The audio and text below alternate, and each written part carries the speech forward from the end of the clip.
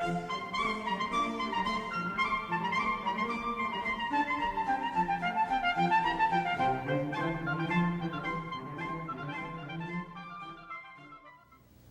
I ask a question about unemployment? The latest figures I saw indicated that of black youth, something like 46% of those who wanted jobs were unable to get jobs.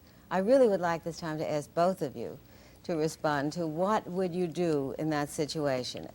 If you would assume for a moment that these are people who do want jobs and are unable to find work.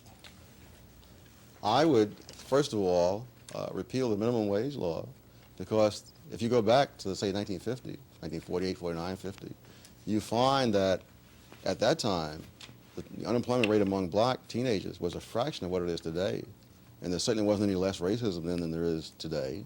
What was different was that at that time, the minimum wage law was a decade old. It was a decade of inflation, and the law hadn't been changed. So for all practical purposes, it didn't exist. Well, don't you think that was also a decade of expansion in which there were a lot of jobs, whereas today our economy is in a recession and there are not that many jobs available? If you look at the most prosperous years of the 60s and 70s, you don't find black teenage unemployment as low as it was in the recession year of 1949.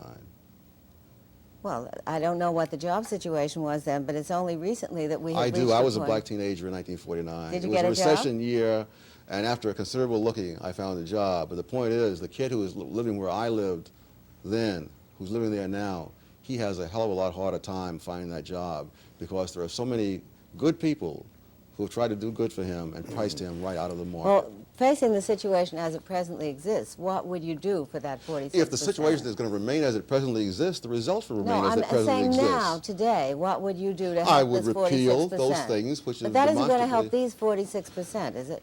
Nothing.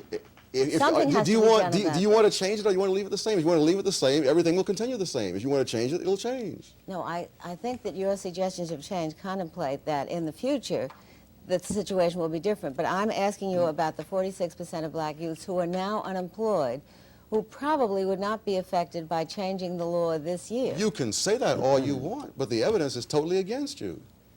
May I add to this datum, just out of respect to Mr. George Keller, who is the assistant to the president of the University of Maryland, who writes in the New York Times, 28 January 1981, quote, "In fact, overwhelming numbers of young blacks are in high school, college, at work, in the military, or at home taking care of babies. The percentage of blacks between 16 and 19 looking for a full-time job and unable to find one is actually 7.8%. Well, I can't just resolve, perhaps According to calculations based on the Bureau of Labor Statistics data. A similar figure was printed some years ago in Wattenberg's book, The Real America. A lot of those big numbers come from looking at kids who would like to have a job after school, which is fine, and I think it would be better if they had more jobs after school. But those numbers don't relate to what we're talking about when we talk about adult unemployment. Well, what would you say about the present 8% overall unemployment figure? That also is a lot of people who are looking for part-time jobs, or is that a general figure that indicates that we have a great many unemployed in this country? There are a great many unemployed. One of the reasons being that we've had the kind of economy we've had for some time now, and all attempts to get the inflation out of it are likely to have these adverse effects. It's tragic. However, should we warn her that you wrote a book about Sayers Law? Well, no. No, I am concerned about what we do for people who are presently in a very disadvantaged position because of what's happened in the economic We try to remove crash. as many of the barriers as possible that have put them in that position. And you think the barriers that have put them in that position are, for example, a minimum wage law? Minimum wage laws, labor unions, occupational licensing. Would you abolish labor unions? Huh? Would you abolish labor unions? You don't have to abolish labor unions. I'm saying that if you're asking me what are some of the things that have done it, I'm giving you some of the things that have done it. Blacks were well represented in many occupations, skilled occupations in the South 2 or 3 generations ago to a greater extent than today, because 2 or 3 generations ago, those industries were not unionized. Construction, railroads, just classic examples. When we have this so-called Philadelphia plans to get blacks into the construction industry, I mean, it would be laughable if it weren't so tragic. Blacks were heavily into the construction industry before it was unionized. Well, again, I come back to the here and now. Assuming that they are not heavily in the construction industry now, what would you do to cure it? Because I do think I would do away with or otherwise mitigate the effects of those things that are keeping blacks out of those industries. Forgive me, but he has said that 3 times.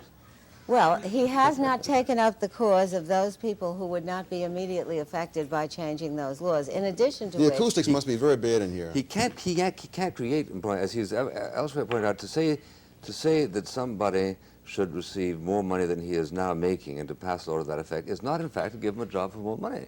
But it may very well be to cause unemployment. I gather that there are many instances where the minimum wage provisions have been waived or do not apply, where the employers have nonetheless not taken advantage of it. So I don't know what empirical I'm not sure of proof- that at all. I know that there are provisions of the law under which, if you're willing to go through enough red tape, you can get certain exemptions. Particularly for the person who's hiring 1 or 2 people, he may decide that it's just not worth his while. Would it be your feeling that if all the affirmative action programs were discontinued, women and minorities would go ahead much faster than they have under the affirmative action program? Yes, it's not my opinion. The data indicate that, for example, Puerto Ricans had a higher percentage of the national average income before quotas than after. So did Mexican Americans. Blacks have about the same. So there's a marvelous putting of the burden on other people. You're saying here's this massive program that has existed now for a decade, That's and not you're very- unable to show me The things have the gotten better. benefits that have come from all this enormous controversy. Well, it certainly has been a revolution insofar as women's participation in the labor force Not and in the really, professions not that's really. concerned. No, it hasn't. No, Well, it I know hasn't. that of my own knowledge. No, you don't know it of your own knowledge because I've also looked at the same thing. And in the past, you found women overrepresented in many professional occupations, much more so than today, and you find that decline in those occupations much more highly correlated with a lower age of marriage for college women and with more childbearing. And as those two things, those two demographic factors have changed, women have also changed in their representation. So there's this whole myth that's been created that this is all a function of political developments of the past decade or so, just will not stand up. Thank you very much, Mrs. Pilpel, and thank you very much, Dr. Thomas Sowell, author of Ethnic America, A History, and Markets and Minorities, and thank you, ladies and gentlemen.